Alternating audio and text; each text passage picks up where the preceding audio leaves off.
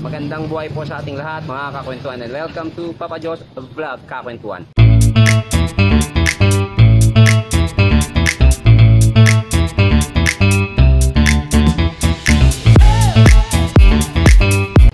At salamat po sa pagsubaybay ninyo at panonood po sa ating mga videos. Medyo 8:05 na po, kaya medyo a little late na. Kaya hindi na po kami gaano busy sa aming pagtitinda ng fried chicken sapagkat marami na pong nakapag-dinner at nakapamili na po. Anyway, ang topic po natin ngayon, ang pag-uusapan at pagkukwentuhan natin ngayon ay tungkol sa negosyo. At paano nga ba mas mataas ang rate or potential na makabenta tayo. Magtitip po ako sa inyo. At ito po ang aking unang tip para sa mas mataas na rate ng success ng inyong negosyo, lalo na sa pagtitinda. Anumang pagtitinda yan, but especially this topic is about street foods, mga nagtitinda sa daan. So, ito po ang una kong tip para sa inyo. Ang unang kailangang malaman ninyo ay ang pwesto. Kailangan pong mag-feasibility tayo. Aralin po natin yung lugar.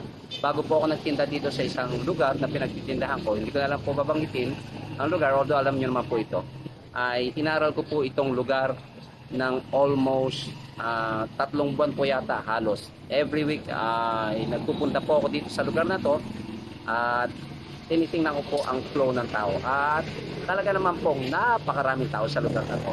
Ito po yung sentro ng aming syudad. But anyway, ang number 1 na kailangang malaman ninyo at unang tip ko para sa inyo ay ang lugar na paglalagyan nyo ng negosyo dapat ay matao. Ito ay ang isa sa pinakamahalaga, or para sa akin, ito na yung pinakamahalagang pasihan ninyo kung magtatayo kayo ng negosyo. Kung ang isang lugar ay maraming tao. Dati na rin ako nagtinda ng barbecue doon sa aming lugar, sa bahay namin. Kumita naman po, pero hindi ganong matao. So, unlike kapag maraming tao talaga sa lugar, ay mas malaki at mas mataas ang rate, yung potential na kumita ang inyong negosyo. Ano nga ba yung mga lugar na matatao? Okay, ang lugar ng mga matatao ay mga malapit sa mall. Marami pong tao dyan, especially hanggang gabi. Lugar ng mga factories po, mga exit and entrance ng mga factories. Marami pong tao dyan, mataas po ang rate na mabilhan po kayo ng paninda ninyo dyan. Mga schools, of course. And then, palengke. And ano pa ba? Paradahan. Paradahan ng mga tricycle, paradahan ng jeep. Mga malapit sa groceries.